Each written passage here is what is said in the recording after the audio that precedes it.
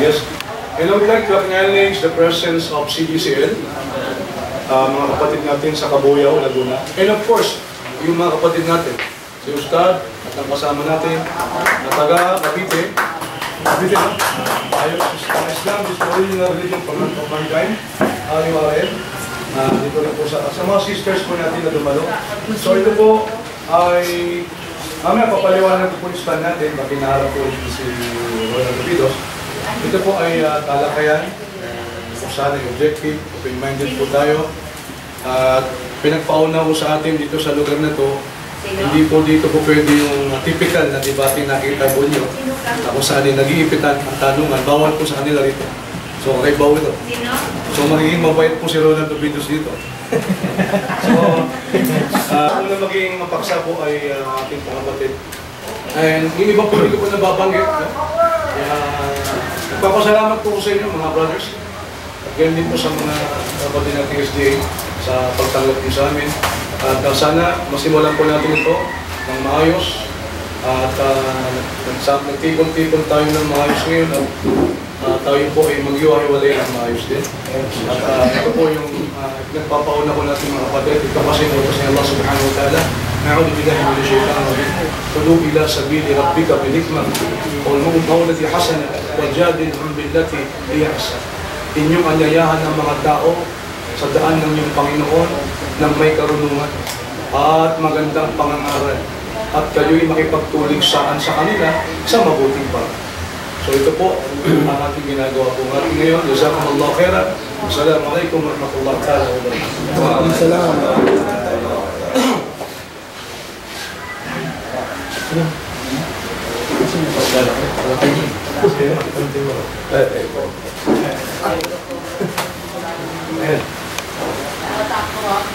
Alhamdulillah nahmaduhu wa nasta'inuhu wa nastaghfiruh wa na'udzu billahi min shururi anfusina wa min sayyiati a'malina man yahdihillahu fala mudilla lahu wa man yudlil fala hadiya lahu wa asyhadu an la ilaha illallah wahdahu la syarika lahu wa asyhadu anna Muhammadan abduhu wa rasuluh sallallahu alaihi wa ala alihi wa sahbihi wa man tabi'ahum bi ihsanin ila yaumil din. Amma ba'd.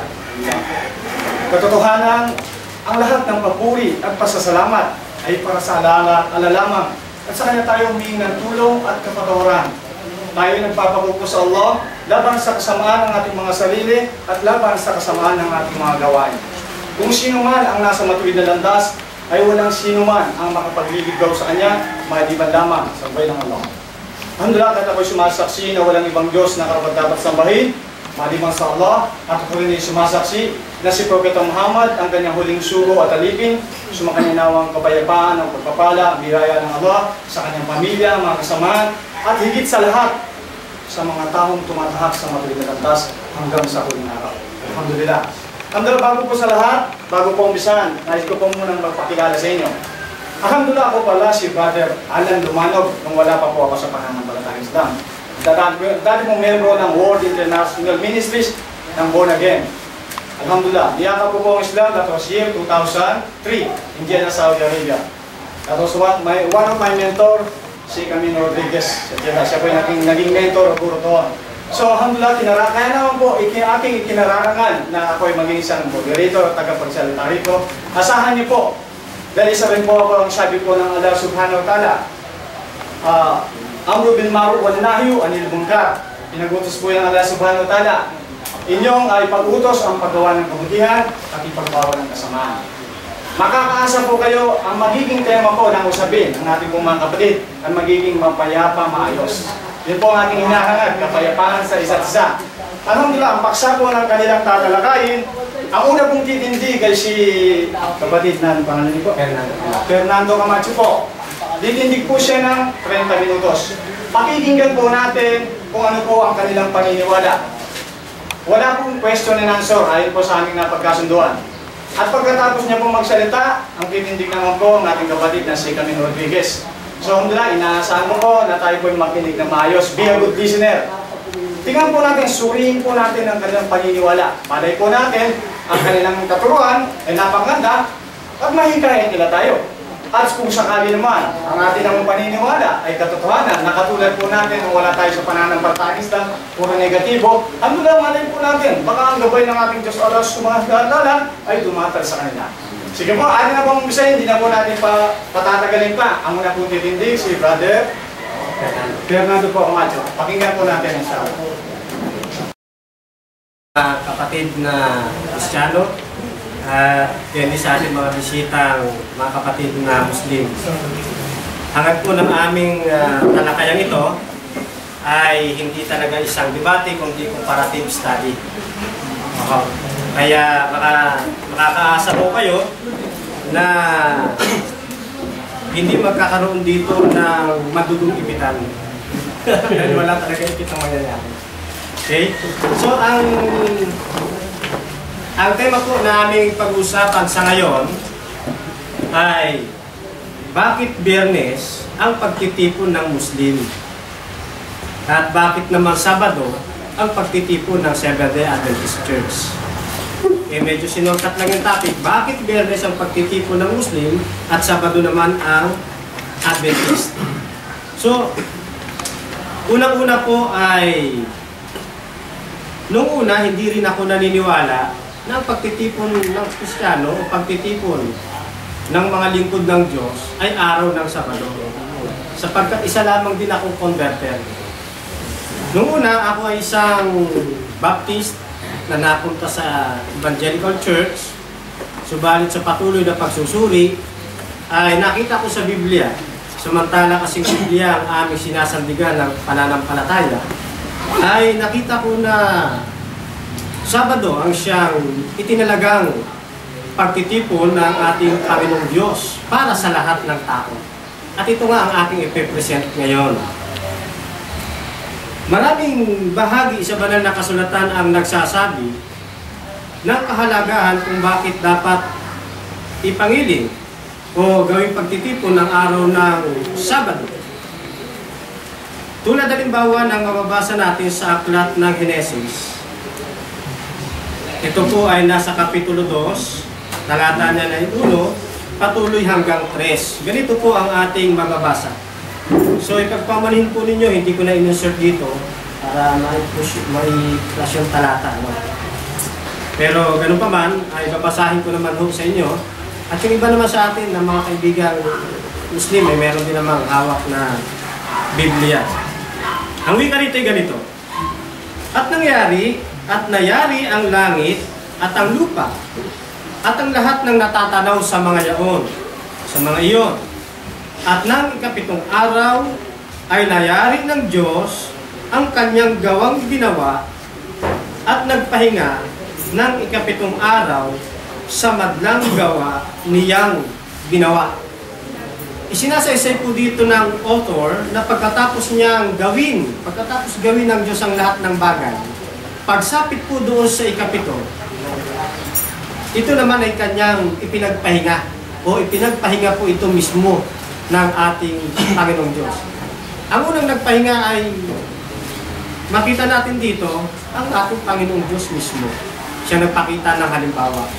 At kalisabi po nito yung binabanggit sa talatang 3. At binasbasan ng Diyos ang ikapitong araw at kanyang ipinangilin sapagkat siyang ipinagpahinga ng Diyos sa madlang gawang kanyang nilikha at ginawa. So dito naman makikita natin sa sumunod lamang na bahagi ng talata, yung ikapitong araw po nito, pagkatapos na malikha ang buong sanlibutan, kanya itong binasbasan na hindi ho natin makikita na ginawa ng Diyos sa alinmang araw ng buong sanglinggo. Hindi po binasbasan ang linggo, ang Lunes, ang Martes, o ibang araw ng sanglinggo, maliban sa araw ng Sabat. Sa pagpapababaw ng salitang Sabat, yan po ay salitang Sabado. Nang ibig sabihin ay kapahingahan. Nagpahinga po ang Diyos hindi dahil siya ay napagod. Wag po nating ipagkakamali na itinuturo ng banal na kasulatan na ang Diyos ay napagod kaya siya nagpahinga. Hindi po. Kaya siya nagpahinga sapagkat natapos na ang gawain ng kanyang paglikha. Kaya dito makikita ho natin ang kahalagahan. Ang araw ng Sabat, ang araw ng Sabado, yun ay kanyang binasbasan. Pagkatapos, kanya mismong ipinangilin. Sa ibang bahagi naman ng Taurat o ng Torah, kumbaga sa amin, doon sa Kapitulo 20, talata ay 8, ganito naman din ang ating mababasa.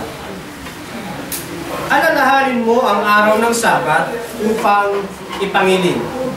So dito, meron na tayong mga kapahayagang makikita na ang araw ng Sabat ay naitala sa 10 Commandments. At doon sa ika-4 na utos, ito ay ipinagtatagubilin na ipangilin ang araw ng Sabat. Sa pagpapatuloy pa, 6 na araw na gagawa ka at iyong gagawin ang lahat ng inyong gawain. Ngunit, sa talatang 10, ang ika-7 araw ay Sabat sa Panginoon mong Diyos. Sa araw na iyan, ay huwag kang gagawa ng anumang gawa. Ikaw, ni ang iyong anak na lalaki, ni babae, ni ang iyong aliping lalaki, ni babae, ni ang iyong baka, ni ang iyong taga-ibang lupa na nasa loob ng inyong mga pintuang daan. Kapag ito po ay ating bubuudin, paiikliin, ang ibig lamang sabihin po niya, talagang walang magaganap na pagtatrabaho. Mula doon sa mismong mangingilin hanggang doon sa kanyang mga kasambahay at maging yung kanyang ginagamit sa pagtatrabaho kagaya ng asno, kalabaw, kung sa pag-aararo, o ano pang gamit na ginagamit sa pagtatrabaho, ito'y kabilang sa dapat pinagpapahinga rin. Ibig sabihin, hindi din dapat ito gagamitin sa pagtatrabaho. Sapagkat nakatalaga ang mga ito dun sa mula una hanggang ika-6 na araw. Sa pagpapatuloy, sapagkat sa 6 na araw ay ginawa ng Panginoon ang langit at lupa, ang dagat at lahat ng nangaroon, at nagpahinga sa ika-7 araw na anupat pinagpala ng Panginoon ang araw ng Sabat at pinakabanal.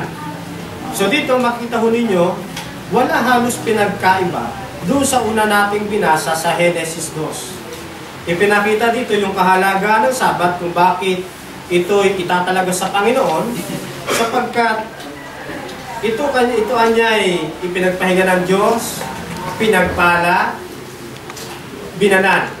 Sa Genesis 2, bilang pagbubuod, ito ay kanyang binasbasan. Kaya, nakita ko samantalang pinag-aaralan kung ano ang araw ng pagtitipon na dapat italaga sa Panginoon. Nakita ko yung kahalagahan ng ika-7 araw na hindi nangyari sa ibang araw. Isa pa sa mga nakita kong ito, tanging-tangi na ipinag-utos ng ating Panginoon na ang gawing araw ng pangingilin ay araw ng Sabat.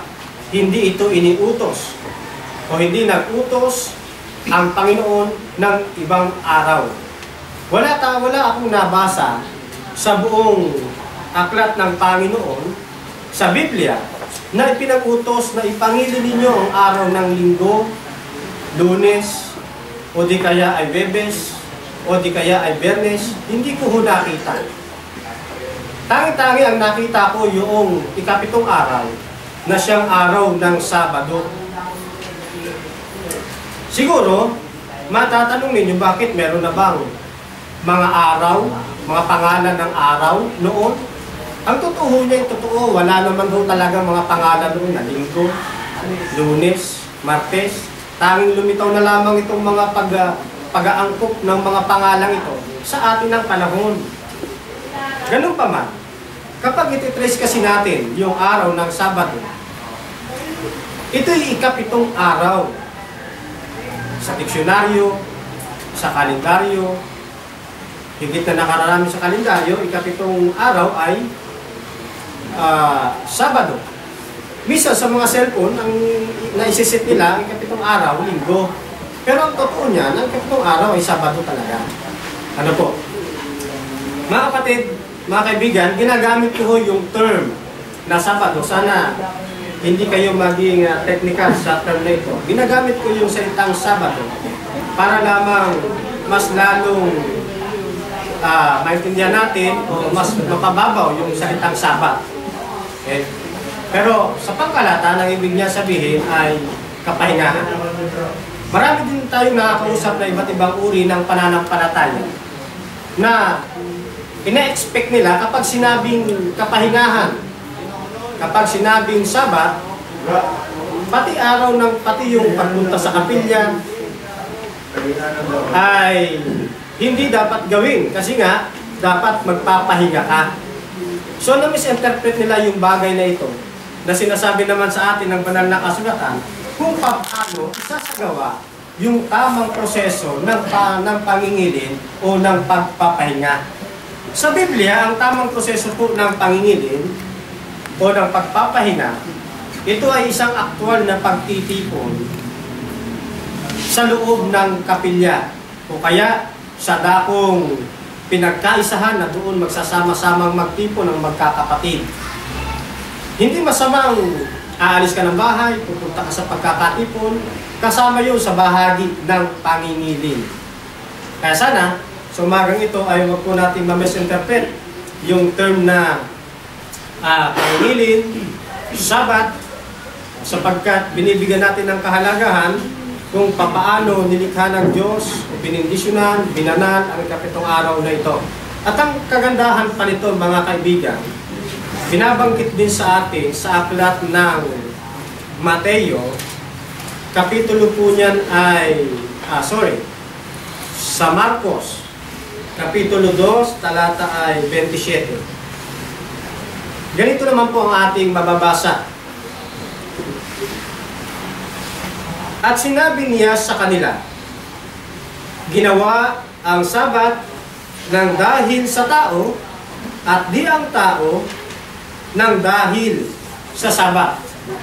Sa ibang bersyon ng Biblia, sa ibang bersyon ng Biblia o sa ibang salin, mas kinlaro nila ang pagkakasalin.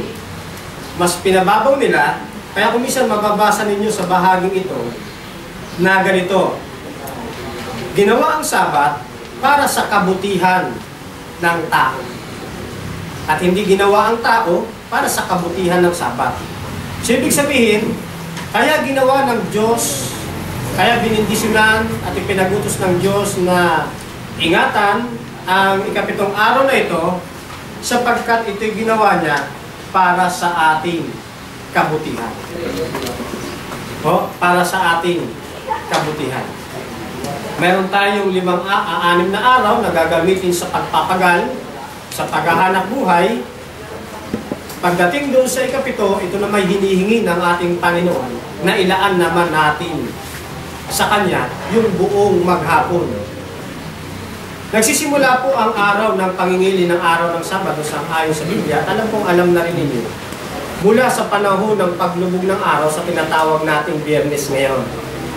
At nagtatapos ito sa paglubog naman ng araw ng tinatawag nating Sabado ngayon. Halimbawa, mamaya po, pag lumubog halimbawa ang araw, halimbawa na nga ay alas 6. Araw ng linggo ngayon, lumubog ang araw, ang bilang na ho namin dyan, hindi na ho yan linggo, yan ay Lunes na. Sapagkat ang sinusunod ho ng Seventh-day Adventist na reckoning ay yung Jewish reckoning. Mula sa paglubog ng araw hanggang sa paglubog ng araw. Hindi ho namin sinusunod yung reckoning na midnight to midnight. Magpapalit lang ang araw pagsapit ng alas 12 ng gabi. Ang Seventh-day Adventist po ay nananatili sa kapahayagan ng Biblia kung paano idiniklara ng Biblia ang pagpapalit ng araw Yun lang din ang aming sinusundan. So, isa sa mga bagay na gusto kong makita na ninyo dito kung bakit ipinangingilin o ipinagkakatipo ng Seventh-day Adventist ang araw ng Sabat, kagaya ng aking nabanggit. Ito kasi ay pinagpala, pinindisyonan at binanal ng ating Panginoon. Kanya itong ipinangilin. Pangatlo, ito rin ay kanyang ipinagutos. Pang-apat, hindi ito basta ginawa ng walang saysay, kundi ginawa ito para sa kapakanan ng tao. Isa pang sumunod na bahagi kung bakit nananatili o naniniwala ako na ang itinalagang pagtitipon sa mga Kristiyano o sa lahat ng tao, kasama na ang Islam, ay araw ng Sabado, sapagkat kabilang po kayo doon sa terminong ginawa ang Sabat ng dahil sa tao. Alam natin na ang New Testament ay isinulat siya ay original na naisulat sa wikang Grego. Sa wikang Grego, yung salitang lahat ng tao, yung salitang tao, yun ay anthropos. Anthropos. Kapag tinignan ho ninyo sa diksyonaryo, sa iba't ibang lexicon, ang ibig sabihin ng anthropos ay human race, human being, sangkatauhan. Lahat ng tao, ibig sabihin ang tinutukoy. Anumang nasyon ng tao, Amerikano ka man, Indiano ka man, Pilipino ka man, ay sinasakop ka ng salitang anthropos. Kaya na pagkakamalan ng iba, akala nila ginawa lang ang Sabat para sa mga Hudyo. Hindi nila naunawaan na ang Sabat ginawa para sa anthropos, para sa lahat ng tao. Minsan, kinu-question din nila, di ba't yan ipinag-utos lamang sa mga Hudyo? Ang totoo niyan, hindi mo ito ipinag-utos lamang sa mga Hudyo. Kundi pinag-utos to sa lahat ng tao sapagkat ang Sabat, ginawa nga niya para sa lahat ng tao. Ay bakit nababasa natin sa Exodo? Di ba yung panahon ng Exodo sa panahon nito ng mga Hudyo? Bakit ipinag-utos doon? Ang dahilan mga kapatid kung bakit sa kanila o nakita ho natin at nabasa na sa kanila ito inutos sapagkat noon lamang din sila nakalaya mula sa pagkakaalipin sa Ehipto. Nung sila po ay alipin sa Ehipto, hindi sila makapangilin. At sa haba ng panahon ito, nang sila'y makalayas, makaalis o makalabas, di pagkakataon na nga nilang makapangilin ng malaya sa tamang proseso ng araw ng Sabat. Isa pang bagay na gusto kong upang makita. May binabanggit din sa atin sa aklat ng Isaiah. Kapitulo nito ay 56. Talata naman ito ay 2. Mapalad ang taong gumagawa nito. At ang anak ng tao na nangahawak dito na nangingilin ng Sabat upang huwag lapastanganin at nag-iingat ng kanyang kamay sa paggawa ng anumang kasamaan. Ang araw po ng Sabat ay isa ring nagpapatibay sa isang mananampalataya upang maalala niya, upang patuloy niyang sambahin ng sama-sama. Tutukoy po yung pagkakatipo ng mga Kristiyano, sama-sama nilang pupurihin ang ating Panginoon na siyang lumikha ng langit at lupa, at ang termino rito ay mapalad yung mga taong nangahawak dito. At syempre, doon sa binasa natin, sa pangingilin ng Sabat, kaakibat na ho doon ang pagpapaalala na huwag tayong gagawa ng anumang masamang gawa. Kaya, habang sinusunod po natin ang kalooban ng ating Panginoon, habang sinusunod natin, ipinangingilin, pinagkakatipo ng araw ng Sabat,